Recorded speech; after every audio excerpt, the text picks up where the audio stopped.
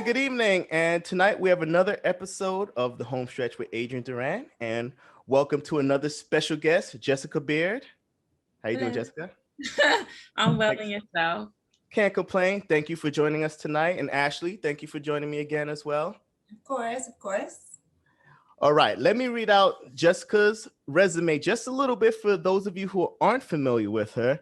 Jessica was she was crushing it in high school. She's from Euclid, Ohio, went to Euclid High School, where she shattered the state record in the 400 with a 51.63. That was in high school. That's fast. That's fast. And you also play basketball.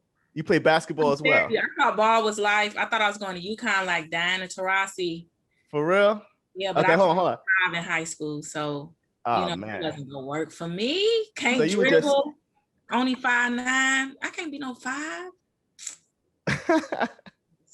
Hold on. Multiple time NCAA champion in the 400 at Texas A&M, and you set the Texas A&M school record with a 50.56. Big 12 champ in the 400, Big 10 freshman of the year, 2011 Bauman Award winner, making you the top track athlete in the country. So impressive. You just have a Bauman Award, no biggie. Yeah. World Championship gold medalist in 5 World Championships in the 4x4 and 1 silver medal. And you were a gold medalist at the Pan Am Juniors in the 4x4, and you have a bronze in the 400 at the Pan Am Juniors as well. Personal best of 50.08 in the 400. Yeah, I gotta go sub 50 this year. Yeah, I know that. You're all in that wave right now. Yeah. I'm looking forward. The track is crazy this year, so I'm looking forward to it. So once again, thanks for joining us. The Homestretch, where we just like to talk to exceptional track and field people like yourself and just hear about your story, what got you into the sport, what drives you, and the things that you have had to overcome. Yeah, for sure. So what got you going? Because you were killing it back in Ohio, obviously. Yeah. So you were nice in high school, but what got you started in track? Basketball. I played basketball since like the 4th grade. And when I moved to Euclid in the 9th grade, I played, it was tryouts for basketball team. It was this girl named Heather, and she was the state runner up in the 400. And no lie, they used to just like lob her the ball for the fast breaks because she was so fast. Yes. And she was a senior, I was a freshman. And they were like, oh, you freshman, you check Heather or whatever. And they were like, wow, you're keeping up and down the court with Heather. Maybe you should run track. And so the basketball coach had me go out for track. And I mean, it was kind of crazy. I tried the 100. I always tell people I started in like lane 2 or 3 and ended in lane 8. So that was mad. They was mad. Like, what are you doing? Then they had me do the 800. And I went through the line and it was like, nah, you got another one. I was like, yeah, this is not for me. And then I did the 400 the next day. And my coach said I ran same arm, same leg. And I ran 64, like hand time. Same arm, same leg. Okay. So a little uncoordinated at the time. Yeah, very much so. And they were like, maybe, you should come out for the track team. And so I did. I hated it. Oh, wait, you said 64. So what grade was this? The 9th grade. Okay, so 9th grade, 64. Yeah, all right, got you. Running it. I was asking them, like, why do y'all do this to yourselves? Like, this is not like basketball. Like, there's a goal in mind. What is the goal here? Because the training was crazy, and my time slowly dropped. I pretty much followed Heather all year. Kept getting second behind Heather, and then the district meet, I finally won, and I ran like 50, 56 or something like that. By the time you started to drop it a little bit. Yeah, I ran 55, I think, at the regionals, and then I ended up winning the state meet by like this much my freshman year. So then they were like, wait, hold on. This is all, you won state's freshman year? That's kind of fast to go from like, I started out 64 as a freshman. Oh yeah, and I won state's freshman year. I ran 55. So, I was just like, man, this is like a 10-second drop. I mean, I never did it. So I was like, this is crazy. Y'all are crazy. And so got into it, went out again. And I would say probably around my sophomore year is when I really got to experience track. I went to Nike Outdoor Nash. I won state my sophomore year. I ran 53.5.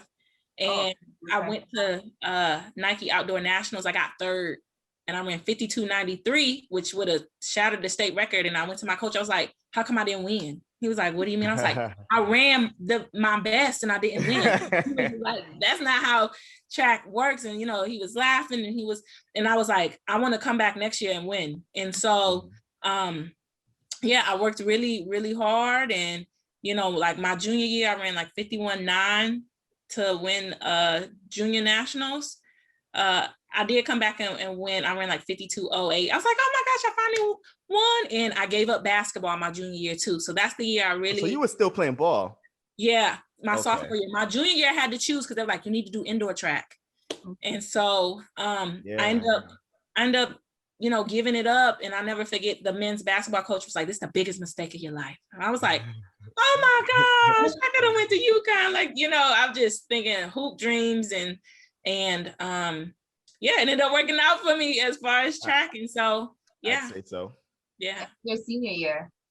My senior year, I won state. I won the Golden West Invitational. That year it was crazy. Like I ran 51.6. Second place was like 52.5. It was like 52.9, 53.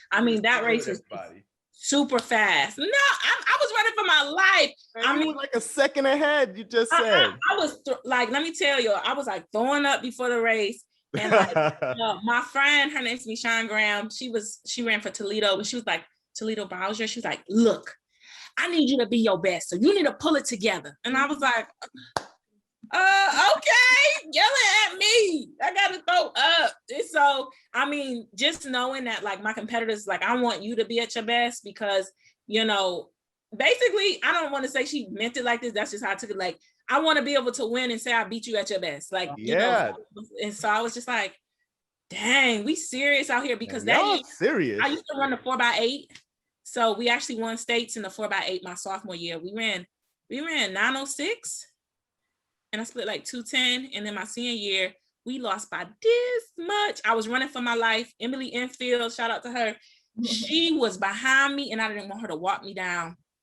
And we ran like 910 and I split 206. And so I was just like, man, why y'all do this? Because I thought the 4 was bad, but that 8. 800. It's real. But y'all like anime characters, like, I want to defeat you at your best. Like, y'all like Dragon Ball Z out there. Like, I like it though. That's kind of intense. Yes. I'm like, okay, well, let's get to it. Let's get to it. So it was a good experience for sure. To win state all 4 years. I know Tiana Bartoletta did it in like the long jump and in the 100. Yeah. She did it like before me. And I used to hear stories about her doing push-ups before the 100 and she intimidated everybody. She used to do like push-ups. And I was like, man, I missed all the good stuff. Ted Jr. used to run, at the state meet and just watching them do great things. I was like, dang, I'm trying to be in good company. So I had a lot of motivation, either from hearing about it or seeing it firsthand. So yeah. And what made you choose Texas A&M? Believe it or not, the school I wanted to choose, I always tell, I try to be as honest as possible. Like the coach never answered the phone. What school? Well, the coach, they not there no more. So I wanted to be a Tennessee Vol. Coach Carroll was there. And so I had already made my decision. I had only visited 4 schools. I wanted to go there. I went to call her. She didn't answer the phone.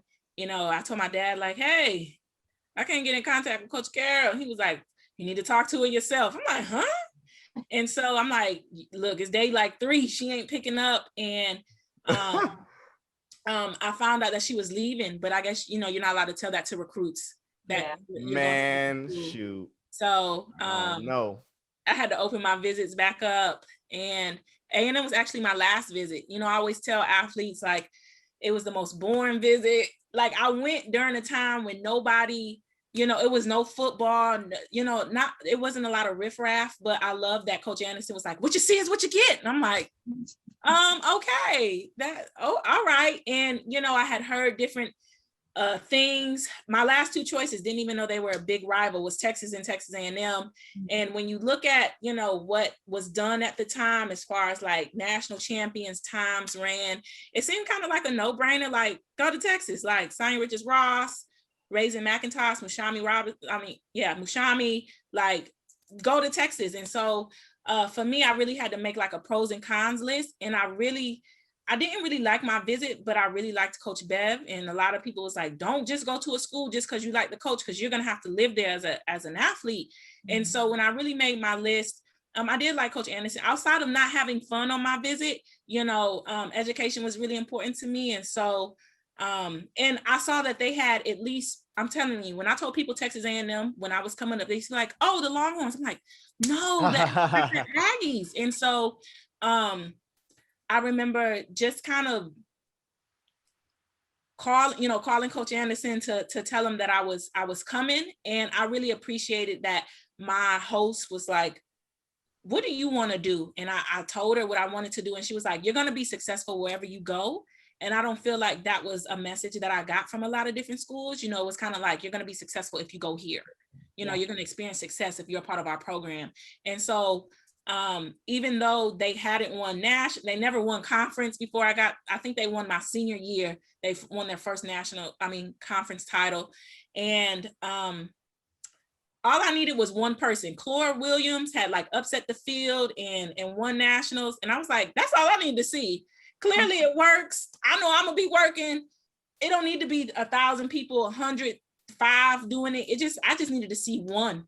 And, I realized sometimes you might not see one, but if your coach got a vision, then, and you believe in that, then you could be that one that sets the bar. And so I was like, well, one did it.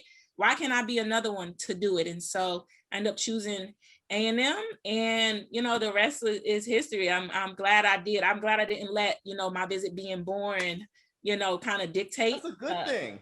I'm going to start recruiting like that now, because that's what was it? Was it Shara who said that? Yeah, Shara. She was like, my visit to Florida was boring. I'm like, maybe boring is good, because you're like, I just want to run track. Yeah. Focus on school and track. So yeah, I'm gonna start having list. I always tell recruits that, because a lot of times it looks better than it does when you put it on like paper. And you were big on academics, because you were you were in National Honor Society in high school. Yeah. So athletes aren't my smart. mom was serious too. My mom was like, what's going to be happening? Because, where I'm going, I'm thousands of miles away. The closest school would have been Tennessee. 3 schools in Texas: Baylor, University of Texas, A&M, and then LSU. So all my schools were far, and education was really important. I always asked, about the graduation rate when I was there, because I'm like, I'm doing this, I'm going to school for free. So I want to make sure I leave, debt free. So that I think that's really important to me. Some athletes, they rather go in debt to be at a certain school and just be okay than go into a school, maybe it wasn't their top choice, but they're going to be debt free and they're going to be able to compete still at a high level. Because I think it's about the athlete, and it is about the division to a degree, but it really is about the athlete. I could have been, if I went D2, I'm still going to compete and do things at a D1 level. So nah, you wasn't about to go to no D2, and we not about to sit here and be like you went to school for free. D2 hold on. Academics, there was a lot of there's a lot of D2 academics who stopped playing with me. You weren't going D2. And on top of that, saying that wait, hold on. What was it that you said, that you did not go to school for free? You did not go to school for free. I'm gonna just put that. I heard you say, I went to school for it. I didn't pay for it. To me, you didn't go. You did not go for free. Free mean I didn't pay for it. Man, you paid for it. All right, in sweat, and blood, and tears. NCAA slavery. No, I'm not gonna say it's bad, because what we want to do, but you earn that scholarship with the effort that you put in. For sure. For sure. Because I only say that in defense of athletes, because a lot of people like to kind of be like, oh, well, y'all go to school for free, or athlete. I'm like, nah. You go run some 250s and then come talk to me, right? But when I say free, I'm saying like I didn't have to come out of pocket to I feel you. I was on a full ride. Do I wish? Did I struggle? I mean, my mom was like, "Girl, let me see $30 in your account." In there, I'm like, man, I don't. I couldn't get Pell Grant. I'm like, man. Yeah. What you mean? That Pell Grant too. I was just like, I can't get Pell Grant at all. I see everybody. I couldn't get Pell Grant because it was only like me. So I'm the only dependent. I was on Pell Grant. Y'all tripping. I need a little brother or sister. I had all of that. Hey, we couldn't wait. We couldn't. South Carolina, we like, hey, man, that Pell is coming through, man. I can't wait for that Pell Grant. Man, you see people with the new Apple MacBook, the new Hey, man. I'd be like, what? Your Pell Grant hit. Like, yep. Oh, man, we were going grocery shopping. I don't know what y'all talking about. I was in the cafeteria. I was going back to the dorms where they served the food there. It was a part of everything. Man, now the kids, they got gourmet chefs, man. The new nutrition The center. kids are spoiled in some of I'm those. like, y'all spoiled. I was telling y'all spoiled. Don't nobody talk to me about nothing. Don't complain about y'all don't got nothing because y'all got it. Not everyone has gourmet chefs, kids. No, it's the nutrition center at A&M. It's not just for us, it's for all the sports where them people, there's a sandwich spot, a taco spot, a regular food spot, like a salad bar. I'm like, yo. It's the SEC, folks. I think so. That now too. Yeah, I know. Yeah, okay, Big Ten. And plus, she was a Big 12er then. Yes. That's true. No, that's what I'm. Is Big Ten or they moved to SEC? Texas A&M. SEC for sure. They was putting to get us. When they wanted us to move, it was like succeed, like SEC. They wasn't playing. Wait. Oh, you're right. It was you guys. I'm already thinking Texas A&M was in the SEC. You guys weren't in the SEC at that point. Yeah. Yeah, that's a gangster move. Like, yeah, we're just gonna go to the SEC. And we gonna act up. I'm glad they was able to act up because a lot of people was trying to make it seem like because we were like in the Big 12 that we weren't as competitive. But I always tell people like we won nationals 3 years in a row and we was in the Big. So what are y'all saying? Shots fired. Shots fired. And like we the hot. I'm like, y'all have to relax with the Big 12 slander because. And I was like, second place all the time was Oregon. So I was like, that's the Pac-12. So what is y'all saying? I don't want to hear it. I used to have even as individuals because they said a lot of that about Big Ten too, and I was just like, I still got an NCAA plaque though, so it don't matter. I was still on the same thing, so it doesn't matter if I came from the Big Ten, what is it called, the WAC conference or whatever it was. As long as the NCAAs, we all line up on the same line. I'm trying to tell you, it really don't matter. And we used to have 3 rounds my first 2 years. That's why I took I don't want nobody. We have regionals. You have 400 on Wednesday, 4x4 on Thursday, 400 on Friday, and 400 and 4x4 on Saturday. Yep, and you had regionals before that, so you already went through a whole national before you even get to nationals. Now it's just like West and East or something, whatever. It used to be 4 regions. I liked it back then. The 4 regions? Yeah. No, we used to be mad at the West sometimes, like, hey, how that 56 get in here? Oh man. Okay, yeah. No, the West, come on, man. I had a hurdler 2 years ago. And he ran like 1377 and missed it by 1 spot. And 1377 always gets it. And I'm looking at the results from the West. They out here 14 flat, 14-10. I'm like, come on, man. Yeah, and they get to go to nationals. Yeah. I'm sorry. I know. It is what it is, right? You got to show up, but still though, I feel like because they're like the fastest people should be there at the big show. Yeah, but sometimes it's hard because if you got, that's a slippery slope. I agree. I disagree. I'm with you. I'm like, I feel you, and I'm also like, they would have to make it even where it would be fair. Yeah. And I feel like, is there a way to do that? Because I'm like, of course, if the top 10 all in the same place, then they about to be, like you said, they might pull somebody, and then you might just have, you're like, dang, I wish I could have been with them because I probably would have competed, up to their level too. So it's tough though. When you see that, the East region always gonna be smoke. Yeah, y'all would have bad weather. I don't want nothing to do with it. Y'all always got tornado, thunderstorm. I'm like, why do they keep choosing these places for y'all? They got weather like that. Yeah. One time y'all had like a tornado. That was like in Boise, Indiana somewhere, right? Yeah, and it was like tornadoes. Why? I'm like, where did that come from? Y'all ain't had these all year to show up there in y'all region. It's like, this is crazy. Well, I used to be on the West looking like, it used to be like rain in there, or y'all used to have like -2 winds and stuff. I'm like, I don't want nothing to do with that. Nothing to do with it.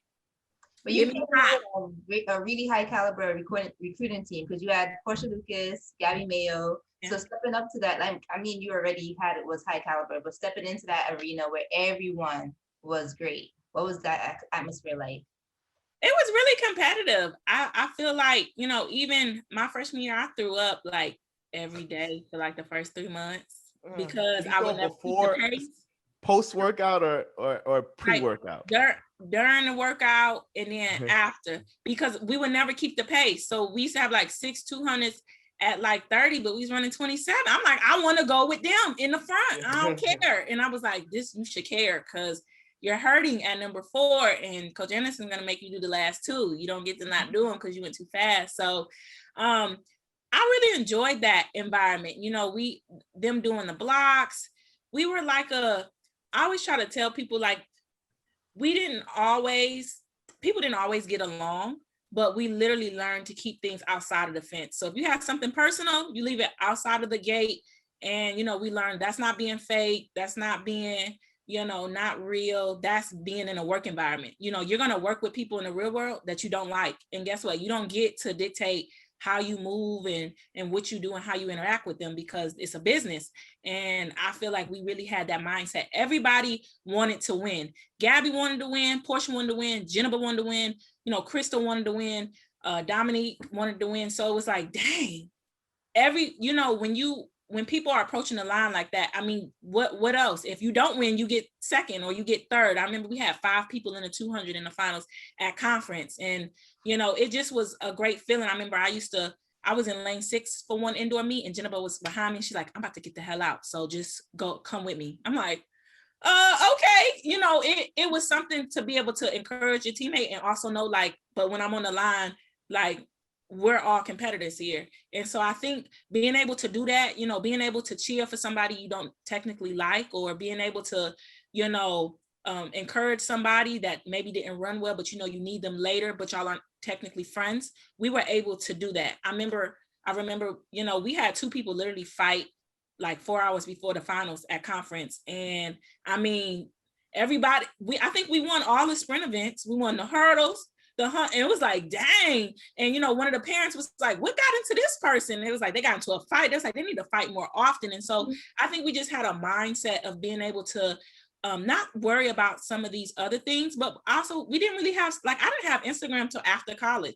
Like, we had Twitter, and I feel like we didn't get caught up so much in social media where we were trying to look a certain way. Like when we used to get results, it used to be after, you know, we're on like flash results on Twitter, finding them after the meet, you know. So I just feel like, you know, we didn't have as many distractions, but at the same time, our goals were never just to be on the team. You know, I always, when I've spoke to younger athletes, I'm like, a lot of y'all say, I want to be a national champion. I said, but you don't train like the best on your team. I said, you don't train to be the conference champion. You don't train to be the regional champion. You don't train to be the national champion, but you want to be the Olympic champion. I was like, that doesn't add up. And so I think, you know, a lot of people say they want something, but they don't really train to achieve it. And so to have so many people training to achieve, you know, all of us wanted to be the NCAA champion. You know, I had 3 people. You had Portia, Jennifer in the 200. You had Gabby and Jennifer and Portia in the 100, and they all were trying to be the national champion. You know, Simone Pace, we had those people. And because of that, I feel like we were so great because everybody wanted the best, not only for the team, but for themselves. So. Do you take that same mentality into the pros? I think I had to adjust. Well, I did. I had to adjust because for so long I did it for A&M. I did it for my team. So it was like, I need to do my very best, not only because I want to win, but because my team needs these points, because we were always trying to win nationals. And so when it wasn't for the team anymore, I was like, dang, is it selfish to keep wanting to do this just for me? Like, because I've been doing it for a selfless reason, which is the team. So how do I now do it for myself and not feel like arrogant and not feel like I'm, you know, oh, I'm better than everybody? Because beforehand, it was never about those things. It was just about the team and as many points. And so trying to find a way and really navigate my lane, because, you know, on the college level, there's still, you know, a lot of things separate different athletes, you know, work ethic, pure talent, you know, just how people are able to execute. On the pro level, everybody's great. And so it's like, dang, you're going to get, 4 women that's going to run 50 point. So I'm like, dang, how do I sustain? How do I do this, mentally? And a lot of people that I was running against were people I looked up to, Dee Dee Trotter, Sonia Richards-Ross. Like, I'm just, Natasha Hastings. I'm just like, dang, I'm here with the big leagues, Christina Horgu. I'm like, oh my gosh, like these are literally Noveline Williams-Mills, the Olympic and champions and world medalists. I'm like, dang, I'm running against them right now, and I'm fresh out the gate. And guess what? Nobody cares that I'm fresh out the gate. They like, you better move over then if you ain't ready to step up. And so for me, I really had to try to find my own lane and navigate it, because college gives you so much structure. College is, they tell you when to wake up, you get your itinerary. And I had to learn the hard way, like, oh, I slept through breakfast in Europe. Guess what? I got to wait till lunch. Nobody's going to bring me a sandwich, oh my gosh, I'm on time to the bus, but the bus left early to Europe. So now I got to wait 30 minutes for the next bus. And so I feel like there were certain things that college really structured out for me that I wasn't ready for. And I was, like I said, I struggled. I remember writing Coach Anderson, I'm ready to come back. I don't think I could be in Europe for 3 months, please. And he was like, you'll be fine. Like, I had to wake up and do my own work or ask somebody, hey, can you time my workout? Yeah. It's so much harder waking up and having to do it yourself. You think, oh, because I get paid, because I love this, it's not going to take me anything to do this. And I was like, yo, I better get on the bus to training, or training not going to happen. And so being over there on my own, it really matured me. And, coming back, Coach Anderson was like, I knew if you came back, you wouldn't have matured. You would have been dependent on me and dependent on the structure. And sometimes that's not how it is. Sometimes you go overseas, you don't have a coach unless you can afford to bring your coach over there. And I think, these are all things that I had to learn and adapt to, because at every meet, every practice, your coach is there, hands on, eyes focused. And for that environment to be different, to learn and to grow in that, it was really hard, but I like challenges. And so, like I said, eventually I learned to adapt, and I kind of had to create my own structure for what was important for me. And I think that being a professional athlete, a lot of people just see the end result, and they don't realize what it takes to really sustain and to maintain and be in the sport and do well in the sport at a high level, because now all the little things matter. So all the things people been telling you, coaches been telling you all your life, all the little things matter. Sleep, nutrition, not skipping corners, not missing reps, not because you're tired, you don't feel like it. All those things are going to carry over. You're not going to magically become some new athlete if you get a deal, or if you go pro, or if you're running on TV. Those same habits that you had are going to carry over. And I'm glad that I had good habits. And that's something Coach Anderson always was like, you know what, you're going to do well because you don't cut corners, because you work hard. Sometimes I used to be the last person in the weight room. I'm like, how are you leaving before me? You got here after me. And I'm like, you know what? I can't go with that person. I want to leave too. I'm tired too. But guess what? I got to stay here, because it's going to kill me in the race. It's going to kill me, later on, if I'm thinking, wow, I lost this race by this much, and I wish I would have did that last set. I would have did that last rep. I wish I would have, went to sleep that hour early. And so it's all the little things on this level that you have to adapt to and learn from. And so now I kind of see why people's like, stay with your college coach the first year out, because sometimes it's hard. It's hard, racing every weekend to 4 races, 5 races before trial. Booking your own hotel room, your flight. Hello. You're like nothing. When you realize that first year, nothing works. Like, you're like, oh yeah, it's gonna be cool. I remember I went to a meet in like El Salvador. They lost my bags. The bags came like a week late. I had to warm up in boots. I was like, man, like you're like, this is nothing like college. Like we just get on the bus, give me my meal money. Your hotel be losing your reservation. The meet director don't have you on the list. You're like, oh my God, it's crazy. And then all the emotionals. When I was coming out, I cried every time I had to go overseas. I was just like, I want to go home. I want to go home. If I had a bad race, I would be bawling to my coach. She'd be like, Ashley, get it together, please.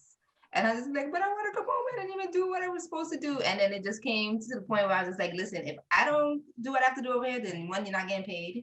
Yeah. You're going to be wasting people's money because they paid for you to get over here. And it's just like a whole lot of added pressure. So do you feel like you've had those experiences where you've had external pressures, and how did you deal with that? Oh, for sure.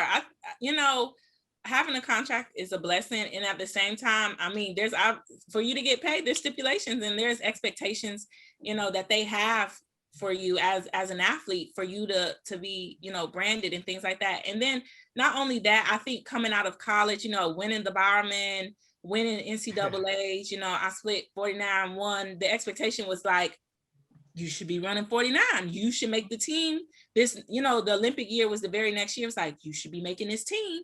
I feel like I was on the highest of the high in college, and then boom, my first year out, I never had any, major injuries in college. And my first year out, I'm just like, what's going on? Right after Worlds, I made the world team, I got fourth, but Debbie Dunn had got third and couldn't go. So I got to run the open. I got to run the finals and the prelims of the 4x4. I'm like, man, life doesn't get any better than this. And then after Worlds, I was just like, man, my Achilles a little stiff.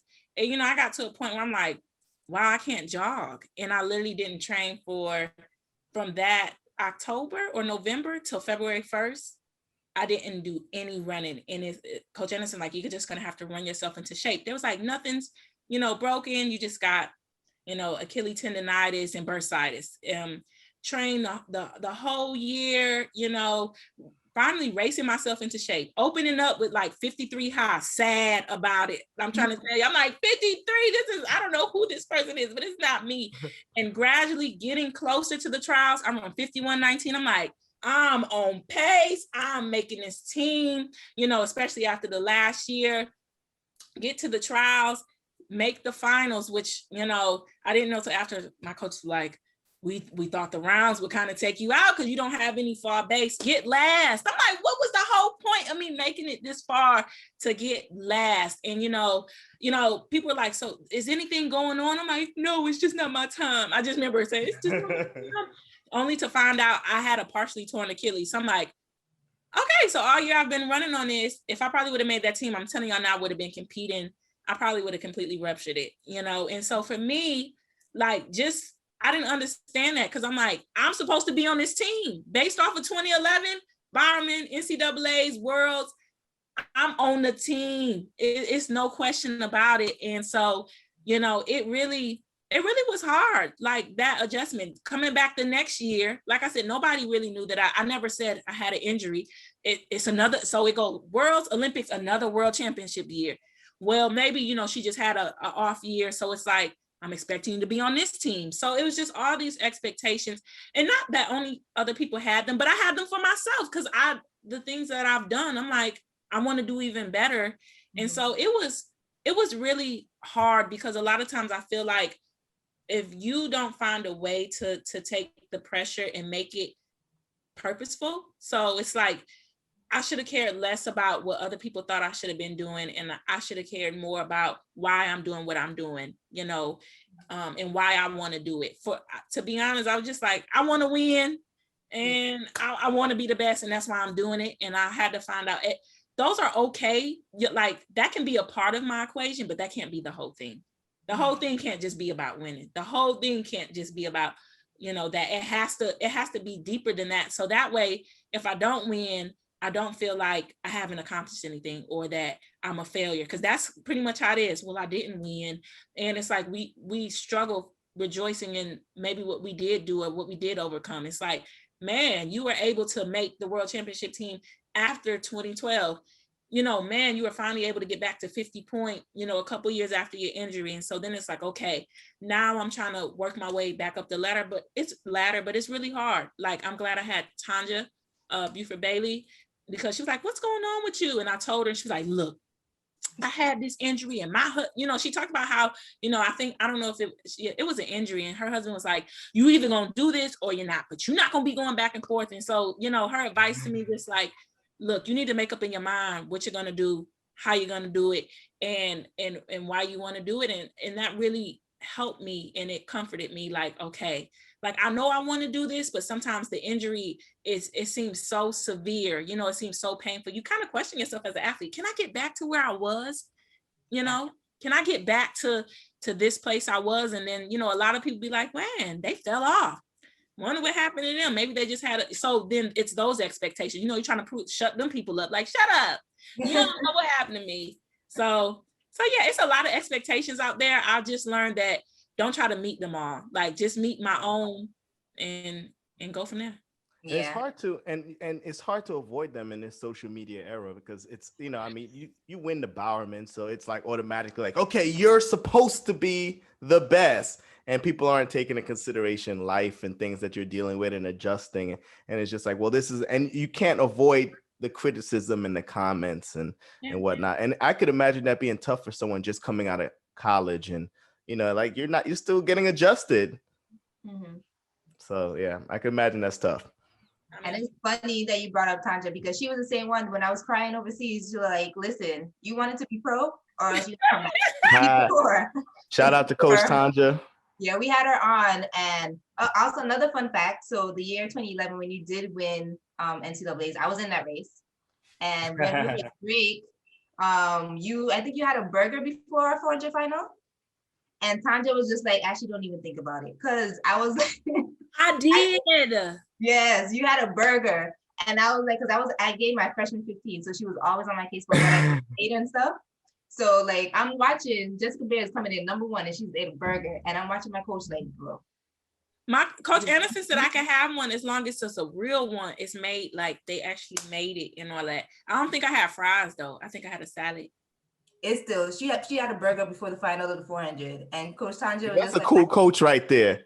Coach Anderson, he's like, look, yeah, you can have a burger, whatever. As long as it's real. And Coach Tanja, it couldn't be McDougal.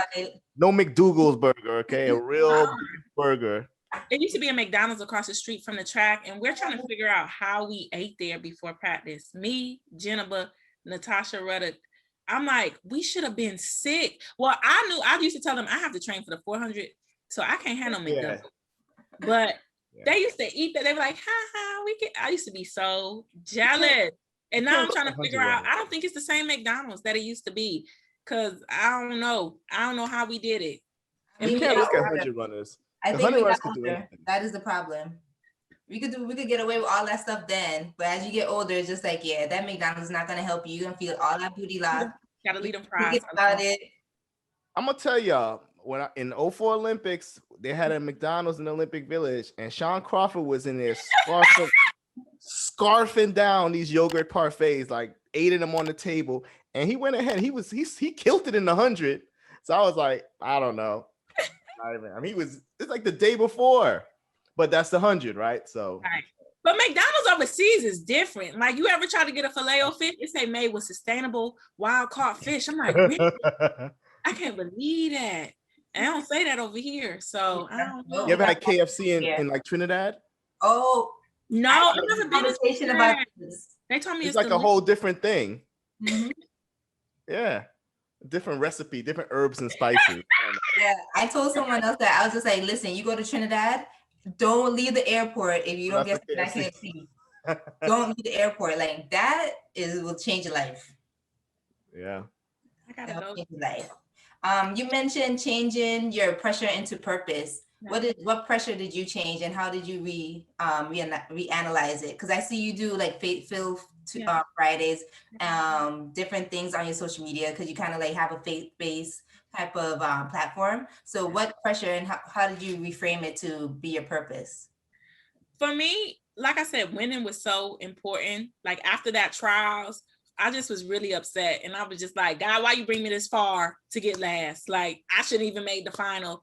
And, you know, I kind of got I felt God talking back to me, you know, later in that day. And he was just like, Jessica, if you never win another medal, if, you know, you never win another race, if you're never able to run again, like, will you still proclaim like your faith? Will you still tell people that I'm good and, you know, that they should have follow God, and why should they do it? Or are you just following me because, you know, you think when you do good, I love you. And when you don't do good, I love you less, or I don't care about you as more. And I'm like, my question, I'm like, of course I will. But it was a really tough question. I'm like, dang, a lot of this, you know, a lot of my faith was based in, you know, with that mindset, that whole, you know, when I do good, you know, I'm rewarded. Or when I sin, God takes away from me. rather than, what am I, this might just be a test, or this might be a lesson. This is just a part of my story and my purpose. And so for me, that's why I say joy in the journey, because I feel like I got my life verse from that. I got a lot of things, and I was just like, man, I got to find something to joy in, because I'm at a low point in my career. Like, I can't joy in no medals because I ain't getting none. I can't joy in making the team because I got last, so I'm not going. Like, what do I got to be happy about in this sport? Nothing. And so I was like, well, it's not all, learning about my injury. I'm like, it's not all over. They were like, 50-50 chance with surgery. So I was like, oh, so I'm not doing surgery. I'm going to just do therapy for 3 months. And, just going through that whole process to find joy somewhere in my journey, even when I feel like I couldn't joy in the very thing that I love the most. I love track. And, when people like track is life, I feel like that was me. And I was like, who am I as an athlete? Who am I outside of being, in this uniform, whether it was an Aggie, whether it's, an Adidas, representative, who am I? And I felt like I didn't really have that figured out, because so much of my identity was in my sport. I just always saw myself as the athlete. Even when I'm not on the track, I'm the athlete. I'm in the store, I'm the athlete. I'm like, dang, when did I turn to this? Because I used to be Jessica. Like, I just used to be myself. I didn't used to have to be Jessica, the 400-meter runner. I could just be Jessica. I didn't have to be Jessica, the Texas A&M Aggie. I could just be Jessica, the Adidas runner. I'm just Jessica. So it took me some time just to say, God, if I don't have nothing else to celebrate, like I have life. And so, or I have this opportunity, to be where I am. And so I found a way just to, Faith Filled Friday, just about sharing that struggle of being an athlete and being Christian, or having a faith base, because I know some people aren't Christian, but just being an athlete and trying to find purpose, because pretty much I feel like with sport, they're like, when you're hot, you're somebody, and when you're not, you're nobody. Like, and so how do I continue to be somebody? And I'm like, oh my gosh, I find my identity outside of sport. I'm so much bigger than sport. Sport is a tool for me to navigate. And for some people, it's going to be to navigate to win medals. Some people, it's going to be, your story is going to be inspiration to reach somebody else and encourage them to keep going. Some, maybe some of the personal things that you've endured, is going to encourage somebody else not to give up, or not to, you hear people talking about they saw something and they wanted it in their life and they didn't, or you saw somebody say, I thought about quitting, but I kept going and I got my breakthrough. And so I'm learning, and I've learned that sport is a tool for me to navigate to different purposes in life that's beyond sport. Because like I said, for all I knew, it's like sport, track was life, it is life. And it's just like, that's not good, because when track ends, then what do you see? Yeah, it's like, people like, I don't know who I am. I don't know what to do. I never did anything else. And so, I always just try to, I always ask people like, what's your why? And it has to be, like I said, just bigger than winning. I think winning can be a part of it, because who want to work hard and don't win? Nobody. I don't want to do that. I'm trying to tell you, the workouts I do when I be crying with my coach, I don't want to be crying for nothing. So he knows that. But it's also, once I found out my why, I was like, dang, I want to run sub 50. Why? Not because other people told me I should, because that's what I've wanted. I'm like, you ran 51 in high school, you ran 50 point in college. I want to run 49. Like, and why? Because that's what I want for me. I want to see how far I can push myself. I want to be able to sacrifice things and work hard and see where that gets me. That's why I'm doing it. Everything else is just a bonus. People cheering for me is a bonus. People supporting me and congratulating me is a bonus. But I also know what life is like when I don't have any of that. Because like I said, I wasn't winning. I was getting 5th at USA, 6th, 4th, 7th, and nobody was telling me good job. I mean, my mom was, but she, she's like, you still a champion to me. I'm like, I don't want to hear that. I got 7th. I ain't no champion. But to know that, the people who love you and support you, they're always gonna love you and support you, whether you're at the bottom or the top. That's what, I realized I'm not necessarily doing it for them, but I'm glad that when I do it, it's them saying, I knew you could. I always knew you could. I knew you would, or, I'm proud of you anyway. And so that's how I've been able to just do that, to just realize that I'm so much bigger than sport, but sport is this vehicle that helps me navigate through different parts of life. And, you know, it's just something, you know, I'm 10 years in the game and I'm like, dang, sport really got me traveling to places and meeting people, creating relationships with people. You know, it's not just about when I've met so many, you know, people through track and field and just through, you know, sport and how it's helped my body. You know, people at the store like, oh my gosh, hey. Yeah. I'm like, yeah, I run, I compete. They talk about competitions. I'm like, yes. They like bodybuilding. I'm like, no, I run track. They're like, you training for the Olympics? I'm like, yeah. So, you know, you meet people, you get vibes, and you just realize, like, you know, just to be a light. I think that that's really important to be a light. And, you know, you never know how it's going to shine, how it's going to reflect on somebody else that it hits, but you do know that it has an effect nonetheless. So I love what you said about the journey. It's kind of like, you know, a lot of times we want to rush to the end and we want to rush to the win and whatever it is. And like the journey is a big part of it. You know, you're learning through the journey, you're growing. That's, you know, that's the thing that you're really going to remember, the things that you went through and all those experiences and the people that you met to get where you got. And so I think you're right. We should kind of remember that journey and embrace it. yeah. And the other piece is that, you know, as an athlete, and I did this thing, it was like a panel, and I spoke to all these business people who were athletes in college, and they're all really successful. And I was like, do you approach your work life like you did when you were a track and field athlete, you know, with the same kind of commitment and discipline and dedication? They was like, absolutely. So I said, so do you consider yourself to be an athlete? These are 50, 60, it doesn't matter, 70, 80. Absolutely. And they haven't run a day, they haven't run in years, but that whole thing about how they approach things, they consider themselves, their identity is an athlete. So that is, you know, that Jessica, that athlete part is a piece of who you are. Yeah. Whatever you decide to do, you're gonna, and you see athletes who start their businesses and do whatever they do, they approach it very competitively with a lot of discipline, because it's like, you know, hey, look, I trained to get an Olympic medal. Now I'm doing this business and I'm treating it the same way. So, you know, I like to shout that out and appreciate it, because that athlete identity is real, like how people just go about their lives. It's not just a hobby. Yeah. And I think like one of the goals with this podcast is show that there is more than just the athlete, is more of a mindset. And I hope that with this redefining the fact that athlete is not just an identity, it's a mindset. Yeah. So even though you're not a competitor, just when you go to the boardroom is the same thing. Yeah. You were trying to negotiate, you were trying to figure out a way that you can win this deal. It's the same concept. So being an athlete is not per se like I'm competitive, I'm one of the best in the world. It's a mindset.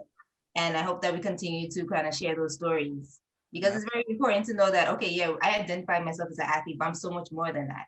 Yeah. And when all of the winning, all this lights and everything go down, I'm still going to be this person. Yeah. Mm-hmm. Yeah.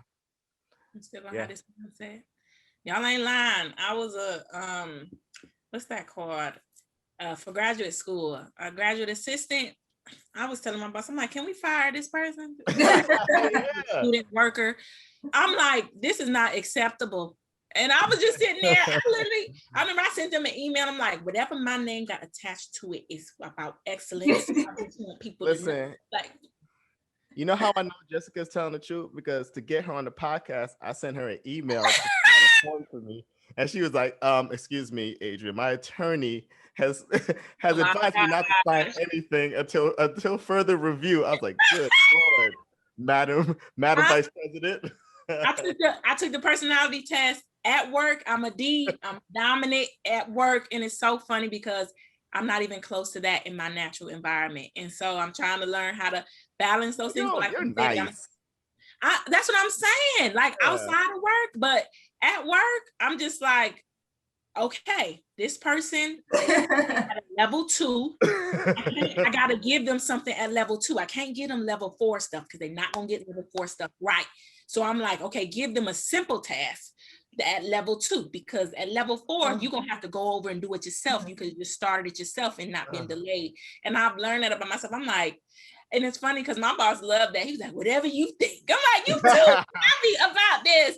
But I mean, I love that. I'm very, structure is important to me. And so You know, I'm big on like, okay, where's the structure in this? I like to know things, and kind of learning though how to be fluid, because I'm like, dang, learning in a work environment, like sometimes things happen, and you got to learn how to be fluid and not be so rigid, where when a change does happen, you're like, I don't know what to do next. You'll get less gray hairs that way. Trust me. When stuff starts going crazy, you just be like, man, my mom used to say, take a chill pill. I just like, all right, here we go. Yeah, that comes with meditation though too. Yeah. That comes with meditation and trying to count backwards. Yeah. And naps. Yeah, and naps. Yes. Naps. Shout out to the naps. Yes. My naps are at least 30 minutes. I can't do like a 10-minute nap. Oh no, naps are hours. So you go to sleep. I'm going to sleep. I'm definitely going to sleep. I don't know if Rams nap. You talked about your corporate experience, but I'm pretty sure you take that into the track and field. And I just mainly like with your training partners, what you bring to them, like, I want you to be the best because I'm trying to be the best. Yeah, and then bringing that positivity. Do you bring that same type of thinking to your training each day? I definitely do. I'm more of a through actions person. So I'm going to be the person that's trying to get on the line, make sure I keep my rest. I am the teammate that's, sometimes when I run with the guys, I'm like, somebody got to hold y'all accountable because y'all ain't keeping y'all rest. So you don't let them get over the rest. So you're like 2 seconds on the line, 1 second left. Coach Gary's like 1 minute. I'm like, y'all need to start walking to the line now because y'all tired. And I'm like, y'all wondering why y'all feeling this way. Y'all ain't keeping the rest. Like, so I'm that, unless I'm real tired, I'm not saying nothing. I'm just being real. I'm just going to the line. I'm going with or without you. Like, that's also me. So I try to lead by example. So I feel like what better way than to tell people that something is important than you to do it yourself. So if I feel like keeping the rest is important, I feel like the weight room is important.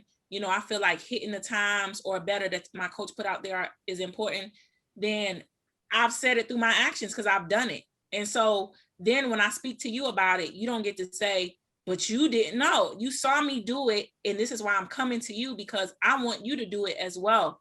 And so I'm big on that. I'm really big on, like, I'll say something if I feel like I have to, but for the most part, and I think most of my training group is like that. If somebody, coach will be like, pull that person through the last 80, or if somebody got a whole 400, somebody's at each 100 trying to pull somebody else through. And so all of that to me is like leading by example. I feel like it's only, like I said, only so much I can say, but if I do it, then, I feel like that makes the other person step up. Or if I see somebody else doing it, I'm like, okay, I need to get on the line too, because if, that's the expectation. Because when you see one person down, I mean, it's a domino effect, ain't it? One person throw up, then you look over there, another person throwing up. I'm like, okay, I need to not look at nobody throwing up because I don't want to be the third person. So like, I feel like it's really important to lead by example. And it's nothing wrong with speaking up when you feel like it's necessary so that person can be encouraged. But I'm not going to do too much talking unless, like I said, I deem it like super necessary, or I want somebody to either they're working hard or I feel like they could be working better. So those are the two situations where I would speak up, because sometimes you see somebody and you're like, you need to go a little harder. Like, I don't know, no other way to put it. Like, I literally asked you what your goals are. You said what they were, and I'm seeing what you're doing. And I'm telling you, you need to, and going harder just might be, you need to keep your form at the end. You need to make your arms quicker. You need to work on your steps coming out the blocks. I don't like a lot of feedback. So that's why I'm not, Coach Anderson knows that about me. I'm the person, give me 2 or 3 cues and I'm going. I don't like a lot of talking and all that. Just tell me what I need to do or change. And then I want to try to apply it and do it. So. Well, because you lead by example, you have credibility when you speak.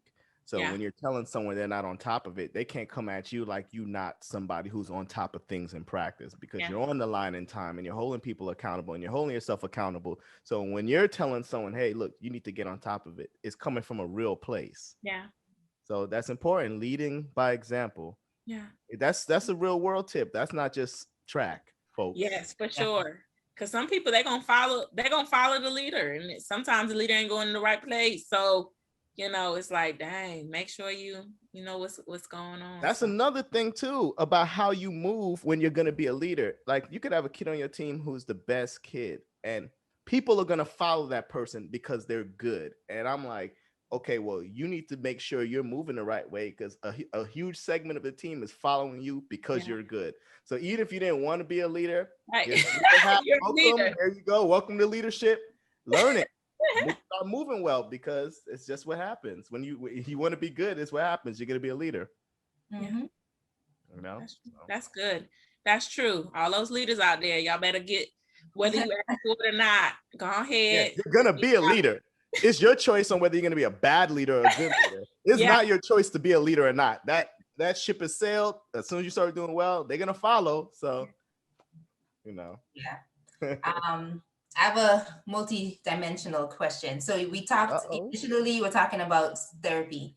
So now that you are going through, this is your third Olympic cycle? Yeah. 2016, 2021. Yeah. So third Olympic cycle, what has changed for you mentally, and what principles do you take from therapy that were most important to your changes and you excel in? I think the biggest thing that I learned as far as like the cycle is, I was so pressed on trying to run a time that just kind of consumed me.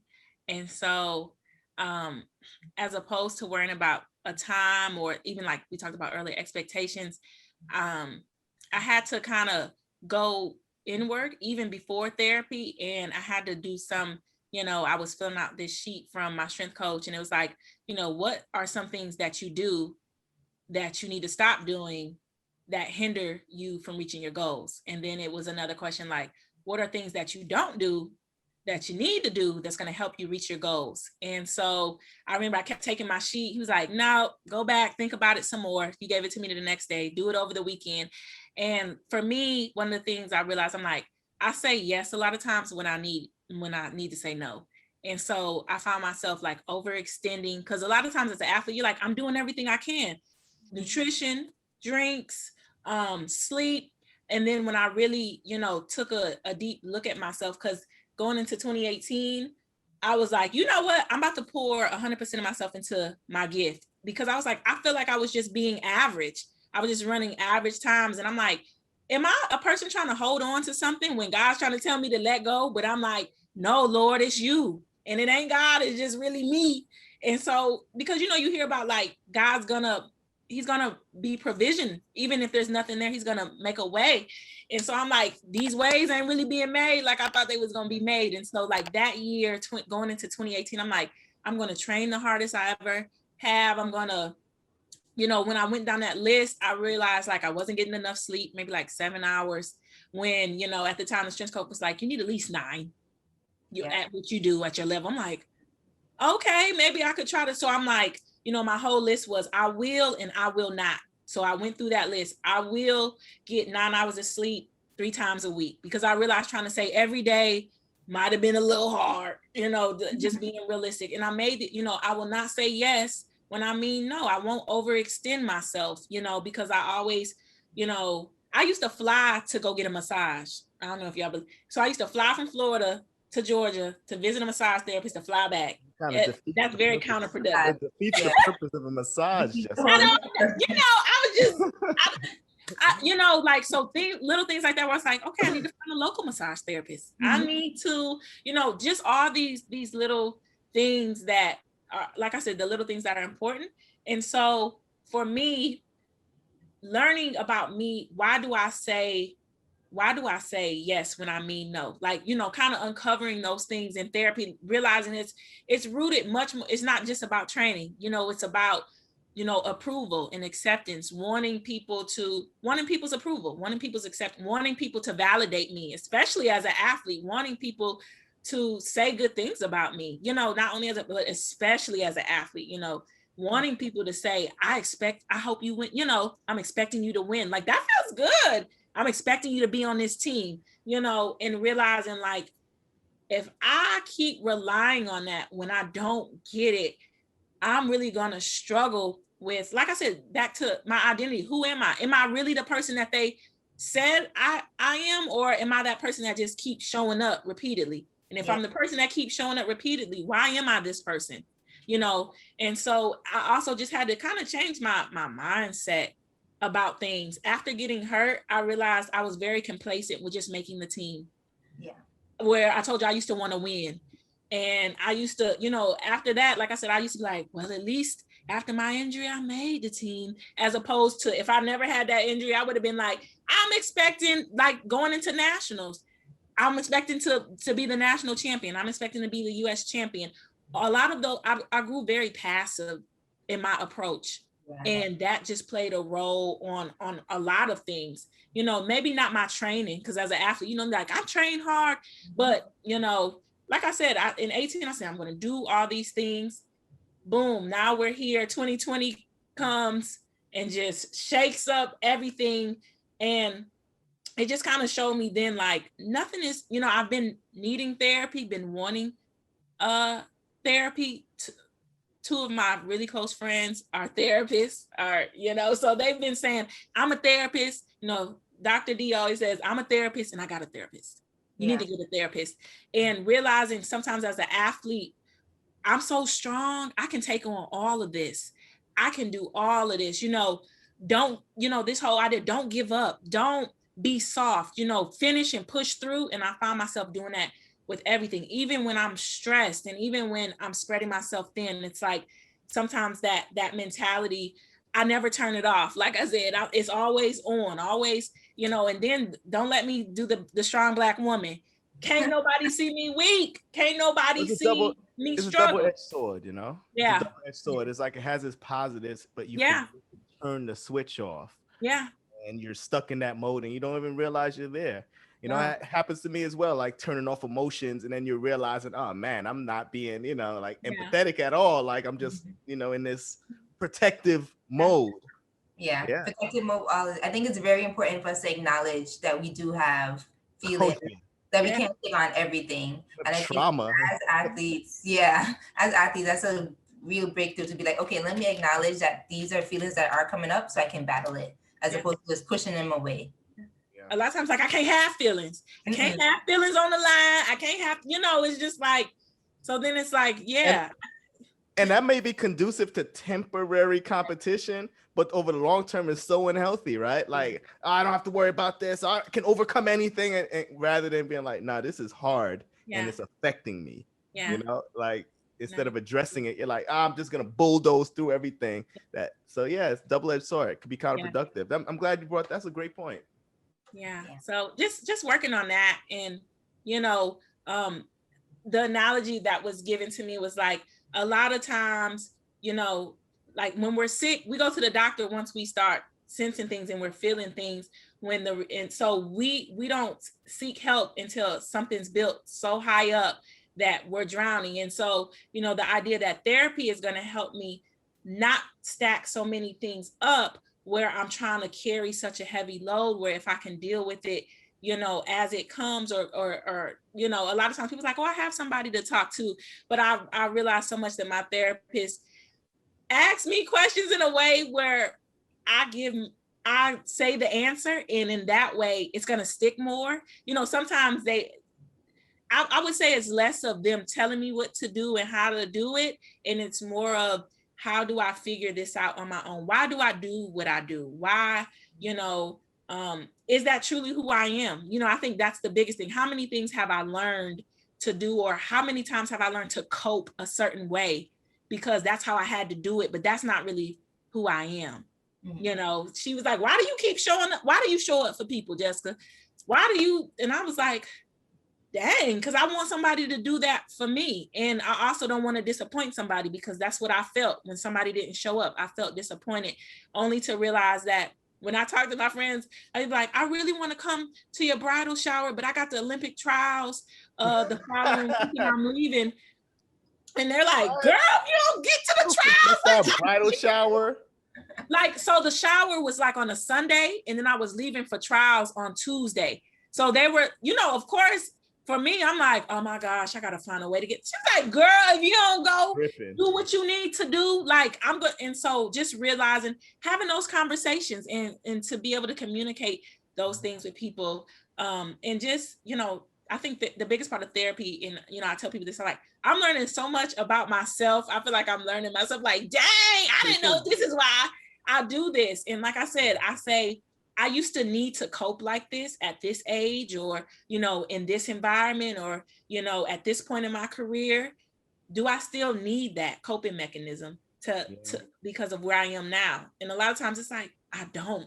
And so unlearning, I think, is the hardest thing. But when you're presented with an opportunity to do it the old way or the new way, that you have information and you choose the new way, you're like, whoo, you feel relief. And sometimes I used to be unrealistic with therapy. Like, I ain't never going back to the old way. Don't look for me. And then I'll be like, oh my gosh, I went back to the old way. And it's like, you know what? That's okay. Because guess what? If the old way, you've been like that 18 years of your life, so sometimes that's going to happen. And so just like I said, learning myself, learning why I do things. And if it's conducive for me, and if it's important for me to continue to do, and so I had to, like I said, unlearn a lot of things, because I'm like, I don't want to do things for people's acceptance anymore. I want to be able to authentically show up as myself and for people to love me as that. So whatever I present to you, it might be flawed. I might be going through a change, or I think of it as like evolution. But this is really, who I am in this time, in this moment, in this space. And like, some people might not like me, and learning to be okay with that, because like I said, it was very important for me to get validation and acceptance. And now I can't say that I'm like, because people's like, you probably don't have, you like everybody. That's what I said. Everybody is your friend. I'm just like, well, everybody's not my friend, but I don't have, a lot of issues with people. And I'm like, I like that. I like having that kind of peace, but realizing a likable person, if someone doesn't like you, that's a part of life. Conflict is a part of life, and I'm learning that, and I'm learning to be okay with that. I can have conflict with you, but that doesn't mean that I don't like you, or that, we just might have a disagreement. But guess what? I don't got to write you off, because I was the one and done. You do one thing, you best believe you ain't gonna be able to do another. Don't worry about it. And so, just learning, people are who they are. They are some of the things that they've experienced, their trauma, how they've learned to cope. And it's allowed me to extend more grace. I feel like, because I want somebody to extend grace to me, like, dang, I messed up. I hope they give me grace.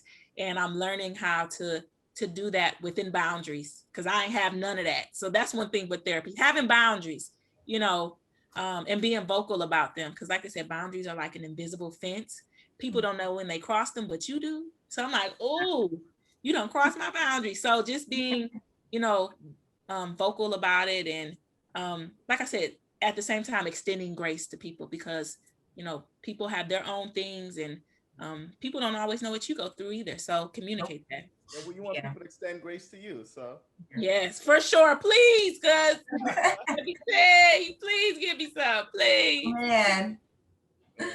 Oh, man. I see you doing a lot more on your platform for younger girls. So for Jessica, her authentic self, what is it that you want to share with younger girls? I think there's so many different topics, things that I thought of when I was younger, as a girl. I remember, body image, things like that, confidence. What really is that? That's something I've really been trying to communicate with some of the younger girls that I just learned myself in my last semester. Like, confidence is a belief in your own abilities. It has nothing to do with you thinking you're puffed up and that kind of thing. That's false confidence, or that's arrogance, or other things. And just young girls being comfortable being themselves. Like I said, especially in the day and age with social media, where a filter is more important than anything else. A filter, whether or not your friends reply back to your message, whether, they open something and they didn't respond. Like, there's so many things that to me are like minute and unimportant. They're not going to matter 5 years from now. They're not going to matter 10 years from now.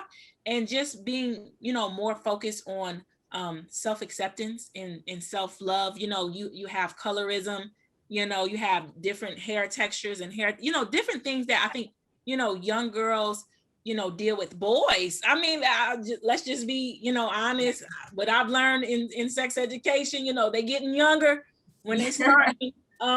So just being able to create a space where young girls can truly be open about things that affect them and what's important to them, and just shifting some of those thoughts. If to me, there are things that, like I said, aren't going to matter, you know, aren't social media it's a presence, but it's not that important. It's not as important as how you are as a person in real life, you know? And so I think that that's my biggest thing in talking to, you know, like I spoke to someone that's 15 and I spoke to someone that's like 20. And so just the different things that are important to them as young women in sport, you know, I think that that's super, super important, you know.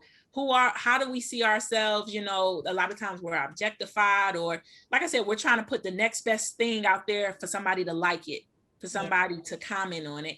And it's like, that's great if you're doing that for you. You want to share this with people, you know, but don't get so caught up in doing it, like I said, to be validated or to say that you're important, or, you know, because like I said, when those people start, I don't know, when they take that away, I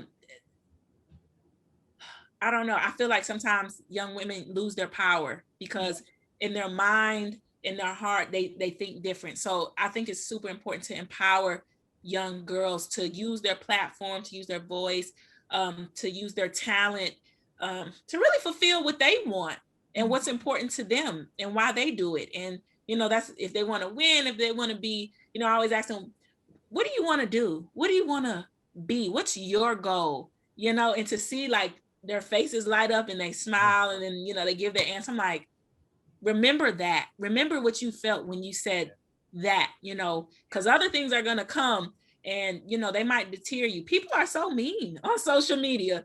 You know, people are so critical. I try to put as much positivity out as possible because I'm like, why? So you're so negative. That stuff ages you and makes you sick. Everyone's just angry. Yeah. And then you said we get so caught up in superficial things, but those superficial things could just go away in an instant. Like that. COVID showed that all those things that we relied on can go like. And then what do you have and who are you at that point? Who are you at that point? So that's what I'm telling young girls, to empower them, you know, and to make them aware of the power that they have. You know, their social media has power because of you're a part of it and what you're creating and what you're doing. It's not the other way around, you know. So. And it's as simple as you want to be that person that you can answer questions that you had when you were a younger girl. Yes, for sure. Because I used to be like, I don't want to look like no man going to the weight room. And my coach would be like, what are you talking about? I never understood that one. I used to hear it.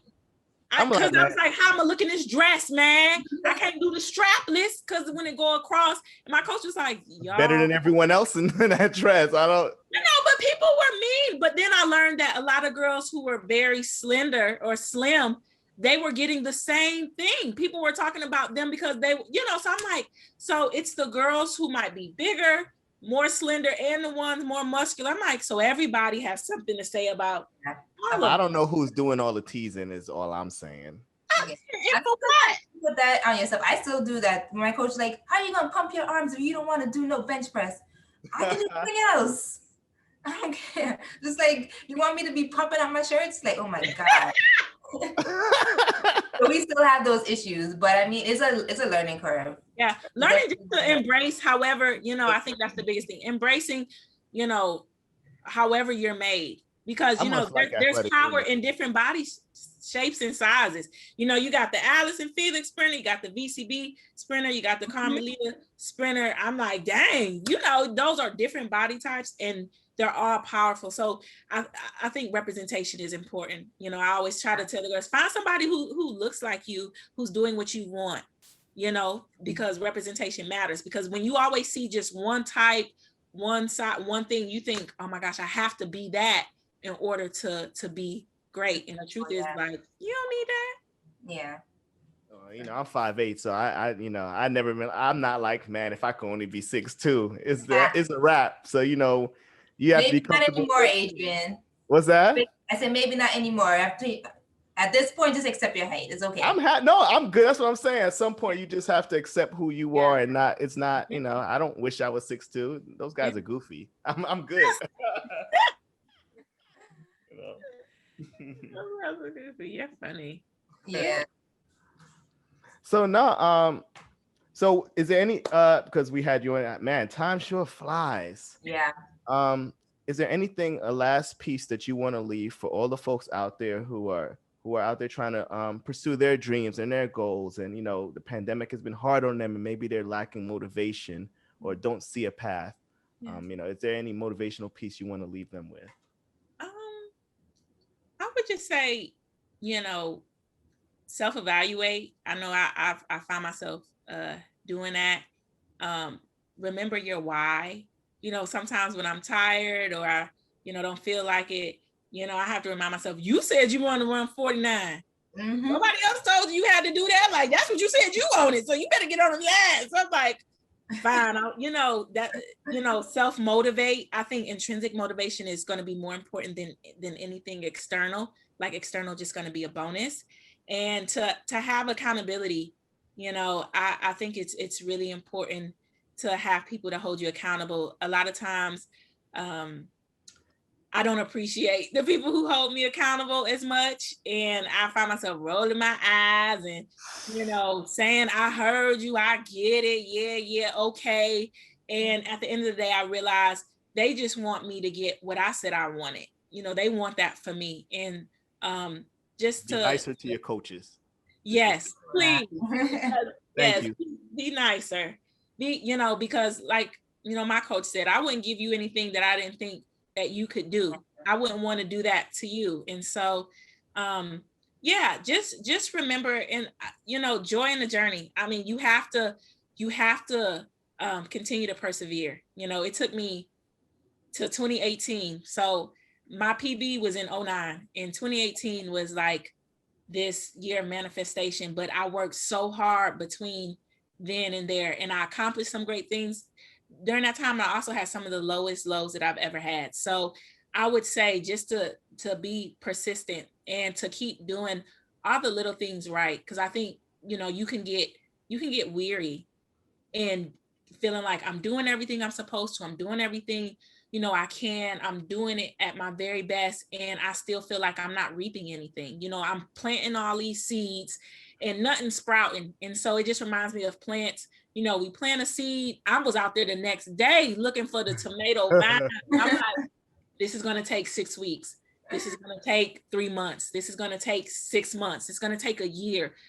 Some trees take 6, 7, 8 years to sprout. And so just to be mindful of that, don't dig up your seeds just because, you're not seeing what you thought you would see. Because I just, I knew I would reap a harvest. I just didn't know when. I didn't know what my harvest would look like. I didn't know what was in it. And so I would just encourage people to keep planting your seeds, keep tending to your garden, watering your own garden, cutting off dead leaves. And, that's a metaphor.